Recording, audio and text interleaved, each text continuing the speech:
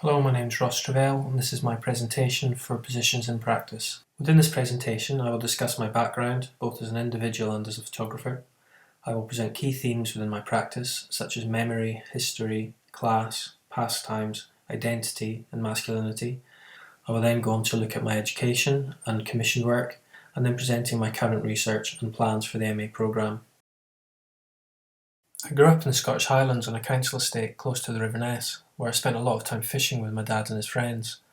These men were significant influences on me, working class, physically strong and larger-than-life characters, and I believe that much of the work I've made and the people I've photographed serve as a way to link back to these experiences and these men. This is also communicated by Margaret Mitchell when discussing In This Place. The theme of masculinity continued in the cowboy films I would watch on a Saturday afternoon. In The Cowboys by Mark Riddell, John Wayne, my hero at the time, takes a group of schoolboys on a cattle drive across the American landscape. The Western landscape was always of interest to me as it was so different to the Highland landscape, one of mountains and one of prairies. Both are perhaps among the most romanticised landscapes within literature and cinema, however, and both also create an often out of myth from an external gaze. Colin MacArthur discusses this in this quote where he presents the landscape as metaphor for Scottishness within cinema. The symbol of the cowboy is also translated through the landscape. Deborah Bright discusses how the Western landscape has become more than any other the masculinised landscape. Cinema continued to be a key reference for me, and as a teenager it was films like Rumblefish, West Side Story and The Outsiders that really caught my attention, and I think it was also when I first became interested in fashion, style and subculture. From 2005 to 2008 I completed my BA in fashion photography from London College of Fashion. I continued to develop my interest in subculture and Americana within my work, and my graduating project was based on a narrative of a Midwest American preacher. Some of my key influences in this period were the work of Collier Shore, Bruce Weber and David Armstrong. I liked the way their work challenged traditional modes of masculinity and also the intimacy they were able to portray in their work. Non-visual influences included Walter Benjamin and Roland Barthes, both of whom discussed childhood experience and memory in connection to photography. After graduation, I worked in the editorial and advertising market on fashion and portraiture commissions for clients including The New Order, Top Man, O'Cumley, The Skinny and The Ones to Watch. Between 2012 and 2015, I shot extensively for Jocks and Nerds magazine, where I was also director of photography. I was given the opportunity to make some small documentary projects on the London Jazz Festival and on London Rockabillys, and these experiences were really significant in the move from commissioned work into personal projects.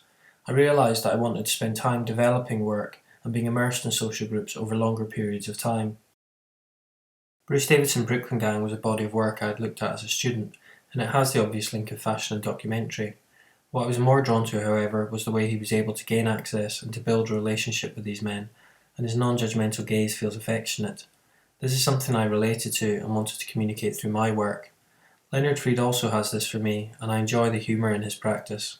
He said that he never shot fashion as it wouldn't answer any questions, and this reflects this period for me. I was questioning my role in photography, what work I wanted to make, and how to make it. The Detonators felt like my first significant body of work, and I spent 2 years following a South London hot rod club. I was interested in the relationship between Americana and Britishness, and I tried to highlight this within the work. It was also a way to connect with people and places that felt familiar to me. In 2013 I was commissioned by the Museum of London to produce a series of black and white portraits of Londoners who used jewellery in some way to inform their identity. The portraits were displayed for 6 months as part of the museum's jewellery season.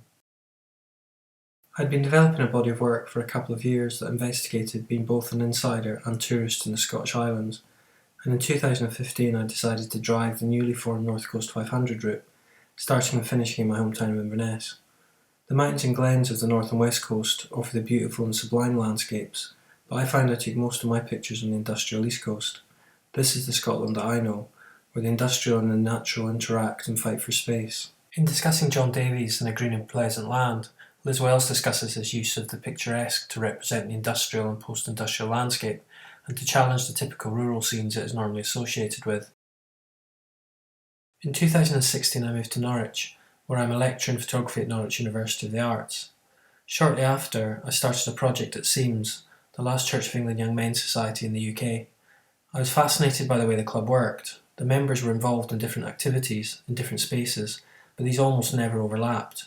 I wanted the images to be as much about the spaces which defined their membership as the members themselves. David Bate discusses the significance of set as a social indicator within photography, the key concepts. For the last 2 years I've been working on a project documenting metal detectorists in Norfolk. Initially inspired by the BBC series The Detectorists, I wanted to know if the portrayal was accurate and what they actually found. Instead of buttons and ring pulls, however, I was faced with Roman gold coins and Bronze Age axe heads and an incredibly knowledgeable group of people. The project includes portraits in the field, alongside images of the detectorists surveying the landscape. This reminds me of Joel Snyder's description of the work of Timothy H. O'Sullivan and of surveying an unknown world. I collaborated with an archaeologist from Nottingham University, Dr. Natasha Harlow, in disseminating this work, alongside her complementary research, through talks and conferences in East Anglia and the East Midlands throughout 2019.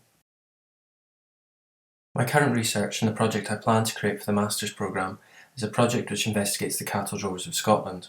I want to move away from subculture and pastimes and to find new visual approaches and subject matter to keep myself challenged and engaged. Although this project links to my past still, technically and conceptually it moves into new ground for me and I'm excited to test myself. I want to slow my practice down. Research for this will include representing the routes the drovers took from the North and North West Highlands to the Norfolk Broads, which mirrors my own journey south. I will be creating landscape images which highlight the scale of the journey and show the landscape that the drovers passed through and battled with.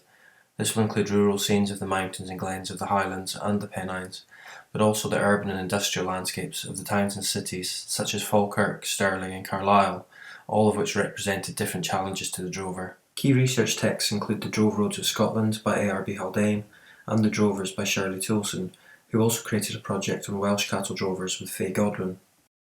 3 key photographic references are Sophie Gerard's Drawn to the Land, Stefano Carnelli's Transumanza and Paul Hart's Farmed.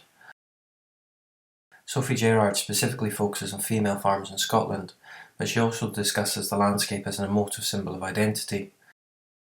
Transumanza follows shepherds moving their flocks through northern Italy, and as Carnelli describes, shows a landscape very different from the bucolic pastoral landscape.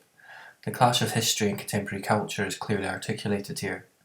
Paul Hart, on the other hand, focuses on Lincolnshire, and I like the way that he focuses on the small stories of farming and landscape in a region I also plan to photograph. Liz Wells, in Land Matters, Landscape Photography, Culture and Identity, discussed the managed landscape in relation to aesthetics, which also relates to the concept of the pastoral landscape.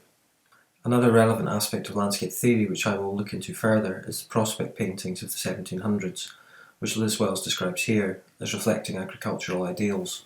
The work of painters such as Horatio McCulloch, James Mackintosh Patrick, David Farquharson and Sidney Richard Percy represent aspects of the pastoral, the sublime and the prospect painting and will be used as visual research. I would like to create images of cattle farmers in the Highlands and Norfolk, cattle auctioneers and haulage drivers, whom you could argue are the contemporary drovers.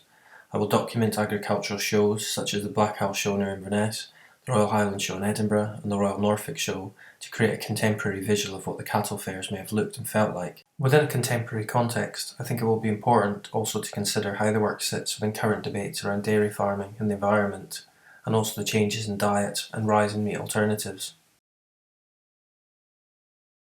There is also the interesting connection to the ongoing Brexit debate and a potential second Scottish referendum, the impact that this could have on the movement of goods across borders between Scotland and England. I will investigate the cattle reavers and how they've been represented historically and culturally, Rob Roy for example. I also plan to attend the free riding events in the Scottish borders which take place during June across this region. The Highland clearances are also relevant as they led to many Highlanders emigrating to Canada and America and becoming the early cowboys. This also takes me back full circle to my childhood influences. I would like to include still life imagery, and I have already started to experiment with objects that are associated with droving, such as these round sprigs, which were worn by the drovers to ward off evil spirits. At the end of this process, my hopes and aspirations are to exhibit and publish the project. I feel that it would sit well with a publisher like Another Press, where I see similarities with the work of Nicholas J.R. White, and I would like to be able to exhibit potentially in Norwich and in Scotland. I'm excited to be part of this MA, and to hopefully create a significant body of work that I can be proud of. Thank you for listening.